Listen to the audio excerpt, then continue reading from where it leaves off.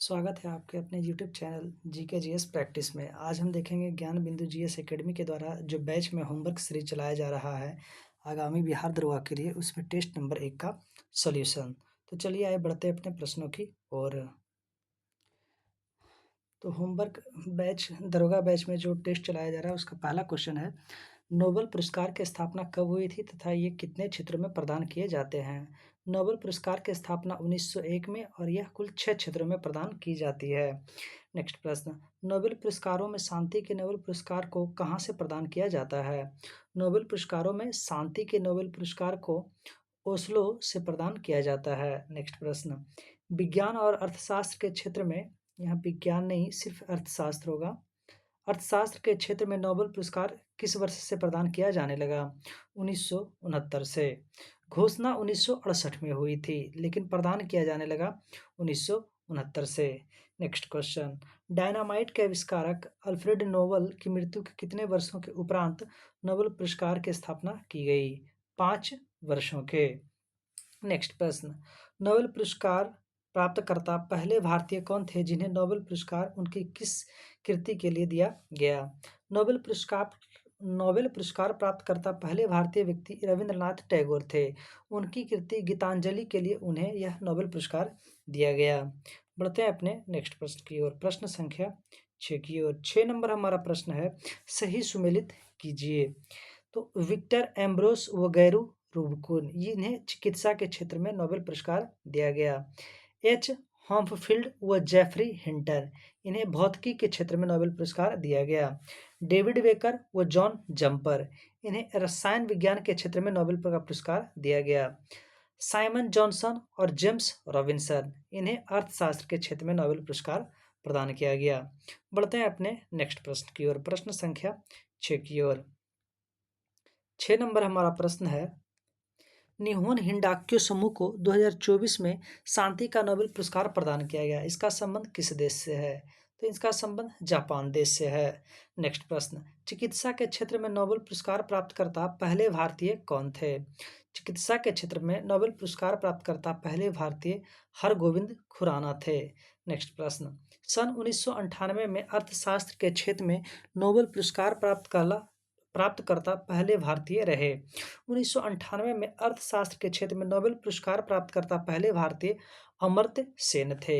Next प्रश्न, सन 2014 में Nobel पुरस्कार विजेता कैलाश सत्यार्थी का संबंध किस आंदोलन से है। बचपन बचाओ आंदोलन से। नेक्स्ट प्रश्न, एससीओ 2024 का आयोजन कहाँ किया गया। एससीओ में शामिल सदस्य देशों की संख्या कितनी है। एससीओ 2024 का आयोजन आस्ताना में किया गया। इसमें शामिल सदस्यों की संख्या 10 से है। बढ़ते हैं अपने नेक्स्ट प्रश्न की ओर, प्रश्न संख्या 12 की ओर। 12 नंबर हमारा प्रश्न है, प्रथम विश्व युद्ध का तात्कालिक कारण क्या था और इसकी समाप्ति किस संधि के तहत हुआ। प्रथम विश्व युद्ध का तात्कालिक कारण सेरोजोवो हत्याकांड था और इसकी समाप्ति वर्साई की संधि के तहत हुआ।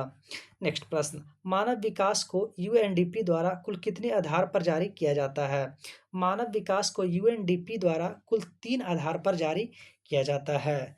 नेक्स्ट प्रश्न, राष्ट्रपति पर महाभियोग प्रस्ताव को संसद के किस सदन में पेश किया जाता है। तो राष्ट्रपति पर महाभियोग प्रस्ताव संसद के किसी भी सदन में पेश किया जा सकता है।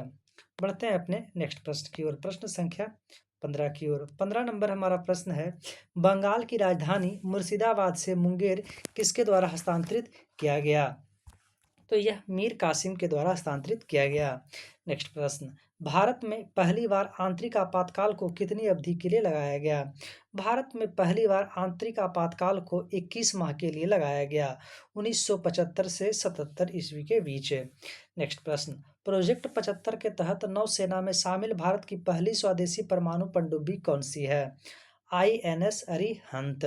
नेक्स्ट प्रश्न, भारत में मौद्रिक नीति किसके द्वारा जारी किया जाता है। भारत में मौद्रिक नीति आरबीआई के द्वारा जारी किया जाता है। बढ़ते हैं अपने नेक्स्ट प्रश्न की ओर, संघ की कार्यपालिका का वास्तविक प्रधान कौन होता है तथा इसका उल्लेख संविधान के किस भाग में किया गया है। संघ की कार्यपालिका का वास्तविक प्रधान प्रधानमंत्री होता है और इसका उल्लेख भाग 5 में किया गया है। नेक्स्ट प्रश्न, राज्य का महाधिवक्ता संविधान के किस भाग से संबंध रखता है। भाग 6 से। बढ़ते हैं अपने नेक्स्ट प्रश्न की ओर। प्रश्न संख्या 21 की ओर। 21 नंबर हमारा प्रश्न है, आधुनिक अर्थशास्त्र के पिता किसे कहा जाता है? आधुनिक अर्थशास्त्र का पिता एडम स्मिथ को कहा जाता है। नेक्स्ट प्रश्न, निम्न कथनों पर विचार कीजिए, इनमें सत्य कथन को चूज करना है। व्यक्तिगत स्तर पर आर्थिक क्रियाओं का अध्ययन व्यष्टि अर्थशास्त्र में किया जाता है, यह सही है। समस्त अर्थव्यवस्था के स्तर पर आर्थिक क्रियाओं का अध्ययन समष्टि अर्थशास्त्र में किया जाता है, ये भी सही है। एडम स्मिथ ने अर्थशास्त्र को दो भागों में बांटा, व्यष्टि अर्थशास्त्र तथा समष्टि अर्थशास्त्र। ये गलत है। रेगनर फ्रिश ने अर्थव्यवस्था को दो भागों में बांटा था, व्यष्टि अर्थशास्त्र तथा समष्टि अर्थशास्त्र। नेक्स्ट प्रश्न, निम्नलिखित में कौन एक अर्थव्यवस्था की समग्र रूप से व्याख्या करने का प्रयास करता है? समष्टि अर्थव्यवस्था। बढ़ते हैं अपने नेक्स्ट प्रश्न की ओर। प्रश्न संख्या 24 की ओर।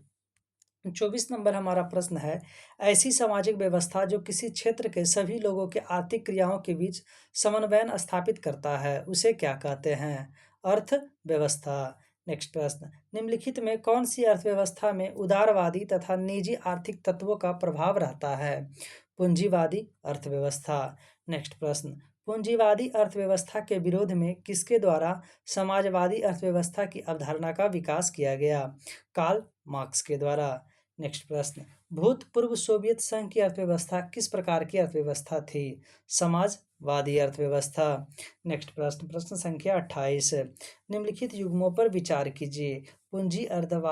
पूंजीवादी अर्थव्यवस्था एडम स्मिथ, ये सही है। समाजवादी अर्थव्यवस्था कार्ल मार्क्स, ये भी सत्य है। मिश्रित अर्थव्यवस्था जॉन मेनार्ड किन्स, ये भी सत्य है। निम्न उपयुक्त युग्मों में कौन से सही सुमेलित हैं? तो यहाँ पे हमारे सभी कथन सही सुमेलित हैं। नेक्स्ट प्रश्न, प्रश्न संख्या 29, भारत की अर्थव्यवस्था किस प्रकार की है?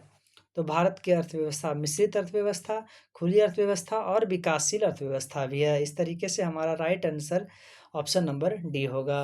नेक्स्ट प्रश्न, ऐसी अर्थव्यवस्था जिसका शेष विश्व से कोई संबंध नहीं होता है, उसे क्या कहते हैं? उसे हम बंद अर्थव्यवस्था कहते हैं। तो इस तरीके से बैच का जो होमवर्क सीरीज 30 प्रश्नों का है वो कंप्लीट हुआ। फिर मिलेंगे अपने नेक्स्ट वीडियो में। तब तक के लिए जय हिंद।